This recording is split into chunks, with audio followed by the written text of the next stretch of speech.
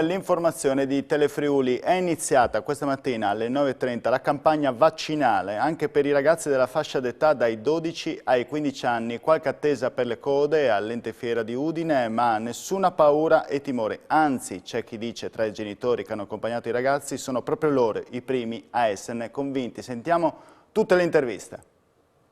Convinti di fare questo vaccino anche per i ragazzi? Sì, convintissima, è un dovere vaccinarsi anche per proteggere i ragazzini che hanno problemi di salute. Lui ne ha avuti da piccolo e i vaccini hanno dato un grandissimo aiuto.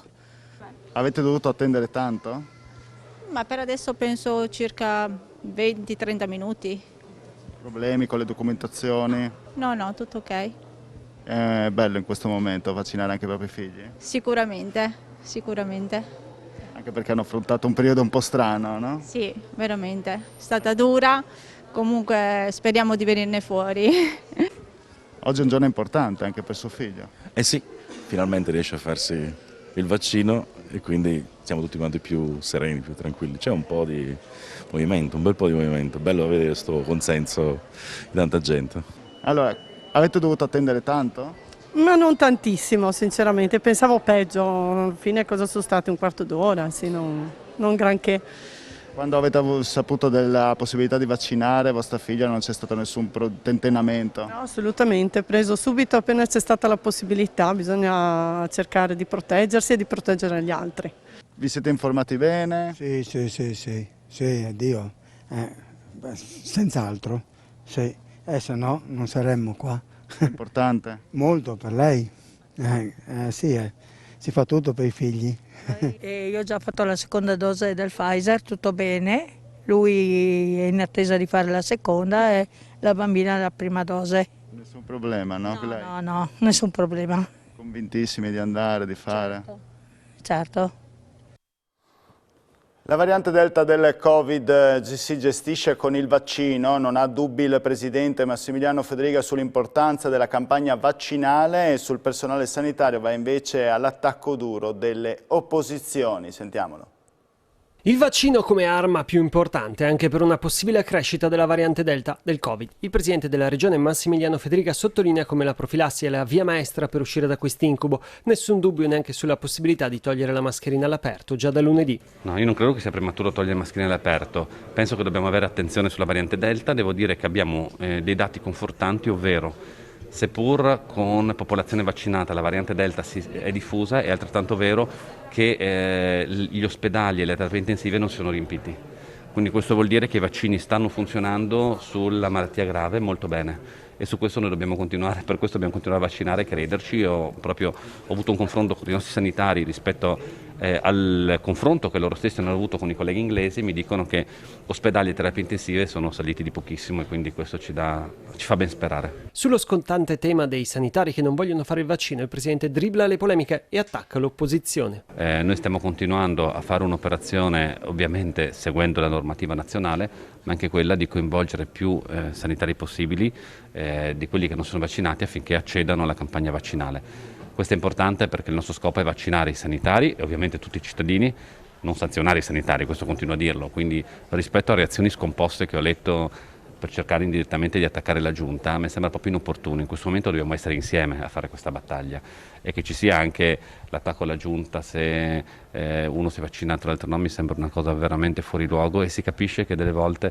da parte delle opposizioni quello spirito di alleanza istituzionale, richiamato anche più volte dal Capo dello Stato, ero ieri dal Presidente Mattarella, viene meno in considerazione evidentemente di opportunismi partitici che poi, devo dirlo con chiarezza, non premiano neanche di fronte ai cittadini. La politica con la bufera nei 5 Stelle, Conte, l'ex premier, pronto a lasciare il movimento, a meno che non ci siano pubbliche scuse da parte di Grillo, e a fare da paciere tra i due c'è il ministro triestino Patuanelli, l'indiscrezione rivelata ieri nel corso della trasmissione Screenshot dal parlamentare Sut. In questi momenti da Conte sono andati il ministro Patuanelli, la senatrice Taverna e il capogruppo, presidente del gruppo del Senato Licheri, sono da Conte per parlare, insomma, per cercare di risolvere la situazione. Io ripeto, la situazione è dubbio che è delicata e ci siano dei problemi, se no non sarebbero uscite anche quelle agenzie. Per quello che so, perché sono in corso delle interlocuzioni con lui ed è uscita, come avete visto, un po' delle agenzie uscite. Sono andato il ministro Patuanelli, che sta cercando anche di mediare, insomma, se vogliamo chiamarla mediazione, per questa situazione. Io sono convinto che si arriverà a una conclusione degna, insomma. L'economia in decisa ripresa, il mercato del leasing in Friuli Venezia Giulia, che secondo l'elaborazione dell'ufficio studi di Confindustria Udine su dati Assilea, l'associazione italiana leasing, nel periodo gennaio-aprile 2021 registra rispetto allo stesso periodo del 2020 una crescita del più 45,5% nel numero dei contratti e del più 57,7% nei volumi finanziati, a cui corrispondono 1171 nuove stipule del valore di 102 milioni di euro. Questi dati positivi, commenta Anna Mareschi Danieli, presidente di Confindustria Udine, sono corroborati dall'indicatore della produzione industriale che in provincia di Udine certifica la forte ripresa in corso del comparto manifatturiero del territorio, segnando nel primo trimestre 2021 un robusto recupero congiunturale rispetto al trimestre precedente, pari al più 7,2%. Significativo anche il rimbalzo tendenziale rispetto allo stesso periodo dello scorso anno con un più 5,3%. Voltiamo pagina, 10 anni di storia per Cividale insignita dell'UNESCO. Ieri sera la festa, ripresa in diretta dalle telecamere di Telefriuli. Sentiamo il commento dei 3 sindaci che hanno segnato le tappe a questa candidatura, ovvero Vuga, Balloch e l'attuale primo cittadino Bernardi. Un percorso che io ho iniziato così nel 2000 e che poi abbiamo sviluppato in maniera molto intensa dal 2005 al 2010, quando mi sono recato a Parigi, però personalmente, perché temevo che il plico andasse smarrito, a consegnare la documentazione e quindi l'ultimo esame e quindi la proclamazione nel giugno del 2010, proprio 10 anni fa. Un bellissimo percorso, come è stato detto stasera, e io ritengo che ci sia ancora spazio. Nell'ambito di una 3 giorni in mezzo al mondo della cultura in senso proprio universale, questa grande soddisfazione, questo applauso che ha sancito appunto la votazione e il passaggio di questo progetto di rete in ambito mondiale, che ha aperto, insomma, le porte per la nostra città ad un percorso che oggi celebriamo giustamente e festeggiamo a Cividale, ma in tutta Italia. 10 anni dopo Cividale veramente si è trasformata. Quindi se Vuga ha portato a casa il risultato, Balloch ha continuato e ha fatto crescere la città in una maniera veramente incredibile. E quindi il testimone che loro mi passano è di grande responsabilità. Primo, perché essendo un po' più piccola di loro non ho la forza ovviamente di combattere contro altre persone, a parte la battuta. Comunque guardate, la città sta ripartendo e anche l'amministrazione sta lavorando per continuare a progredire e far portare a tutti i cividalesi il messaggio che se siamo città UNESCO è perché siamo tutti quanti insieme. Ieri, durante le cerimonie dedicate al decennale dell'UNESCO a Cividale, sono state presentate anche le statue del maestro d'arte Alessandro Romano, che rimarranno esposte fino a settembre per le vie cittadine. Vediamole.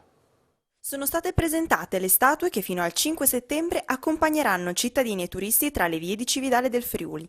Un impegno sincero ed emozionato quello del maestro Alessandro Romano, autore delle opere esposte. Volevo raccontare qualcosa che in qualche modo incarnasse un po' il mio spirito, di lavorare a costo della vita. L'arte è un dono che va portato avanti senza riflettere, senza egoismi. Le opere installate sono state fortemente volute anche dall'amministrazione comunale.